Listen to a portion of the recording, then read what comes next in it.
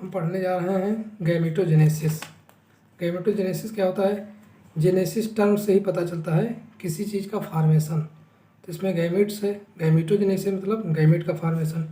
तो गैमेटोजेनेसिस क्या होता है? The process of formation of gametes. Gametes होते हैं हैप्लॉइड, एन होता है, हैप्लॉइड और डिप्लॉइड होता है 2n। The process of formation of gametes is known as gametogenesis. जो गैमेट के फॉर्मेशन की प्रोसेस होती है उसको गैमेटोजेनेसिस कहते हैं। गैमेटोजेनेसिस अब दो प्रकार की होती है। Gametogenesis is of two types, sperm का बनना स्पर्मेटोजेनेसिस इन मेल्स और ओवम का बनना oogenesis इन फीमेल। तो हम डिस्कस करेंगे आज स्पर्मेटोजेनेसिस मतलब process of formation of sperm. Spermatogenesis the process of formation of sperm in male testis. आपको पता है कि स्पर्म का फॉर्मेशन टेस्टिस में होता है, तो spermatogenesis the process of formation of sperm in male testis ये जो है कई स्टेप में परफॉर्म किया जाता है। It occurs in following steps. इसमें कई सारे स्पर्म बनने के कई सारे स्टेप होते हैं। तो पहला स्टेप है स्पर्मेटोगोनिया, मेल जर्म सेल। जो स्पर्मेटोगोनिया होती है इसको मेल जर्म सेल कहते हैं। Present in the inner wall of seminiferous tubules. Testis में सेमिनिफेरस ट्यूब्यूल्स पाई जाती हैं और सेमिनिफेरस ट्यूब्यूल्स के अंदर मेल जर्म सेल का फॉर्मेशन होता है and multiply by mitotic division और and form primary spermatocyte. Seminiferous tubules में स्पर्मेटोगोनिया होता है, उसमें माइटोटिक डिवीजन होता है एंड ये फॉर्म करते हैं प्राइमरी स्पर्मेटोसाइट। अब ये primary spermatocyte in the primary spermatocyte first meiotic division, इसमें मियोटिक डिवीजन होता है, इक्वेशनल होता division in in primary spermatocyte first meiotic division occurs and form two equal haploid मतलब n and form two equal haploid secondary spermatocyte. Secondary spermatocyte बनते हैं। Primary spermatocyte में first meiotic division होता है तो सेकेंडरी स्पर्मेटोसाइट बनते हैं। ठीक, प्राइमरी स्पर्मेटोसाइट जो होता है वो होता है डिप्लॉइड और जो सेकेंडरी स्पर्मेटोसाइट होता है वो भी प्राइमरी स्पर्मेटोसाइट होता है डिप्लॉइड और जो सेकेंडरी स्पर्मेटोसाइट बनता है वो होता है हैप्लॉइड मतलब n। ये होता है 2n, ये होता है n secondary spermatocyte. In secondary spermatocyte अब सेकेंडरी स्पर्मेटोसाइट में सेकेंड मियोटिक डिवीजन होगा तो बनेंगे 4 haploid spermatid, 4 haploid spermatid. Secondary spermatocyte में सेकेंड मियोटिक डिवीजन होगा तो 4 हैप्लॉइड स्पर्मेटिड बनेंगे। ये भी हैप्लॉइड है लेकिन मियोटिक डिवीजन हो रहा है तो 4 हैप्लॉइड स्पर्मेटिड बनेंगे। ठीक, अब spermatid transform into sperm.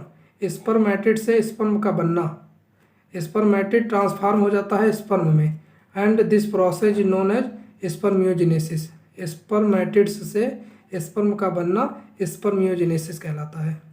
Finally the sperm produced and it released from seminiferous tubules. अब सेमिनिफेरस ट्यूब्यूल्स में पूरा फॉर्मेशन होता है स्पर्म का। तो finally the sperm produce and it released from seminiferous tubules. अब ये स्पर्म बन के सेमिनिफेरस ट्यूब्यूल से बाहर आएंगे, जो बाहर आने की प्रक्रिया होती है and this releasing process is called spermiation. जो बाहर निकलने की प्रक्रिया होता है उसको स्पर्मिएशन कहते हैं। सीमेन क्या होता है?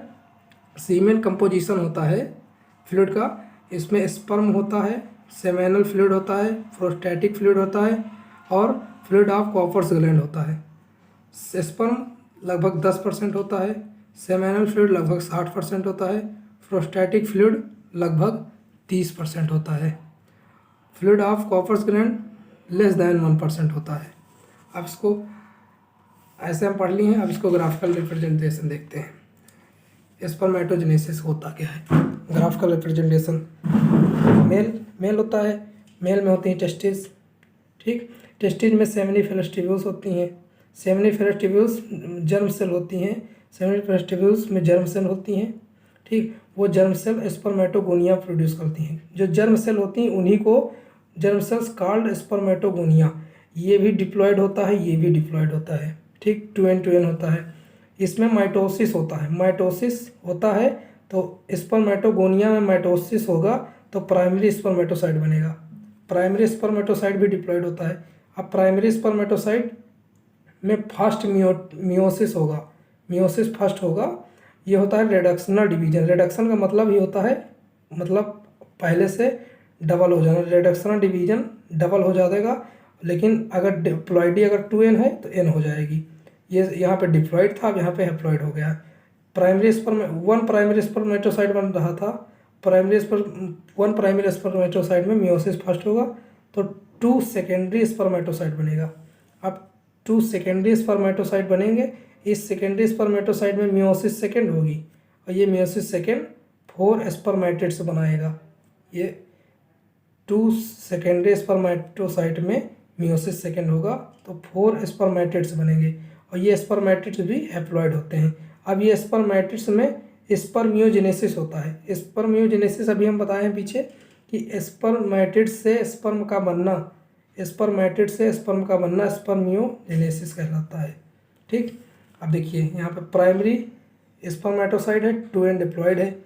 अब ये रिडक्शनल डिवीजन हुआ, मियोसिस फर्स्ट हुआ, यहाँ पे हुआ मियोसिस फर्स्ट, यहाँ पे मियोसिस फर्स्ट, यहाँ पे मियोसिस फर्स्ट हुआ। अब ये 2 सेकेंडरी स्पर्मेटोसाइट बन गई।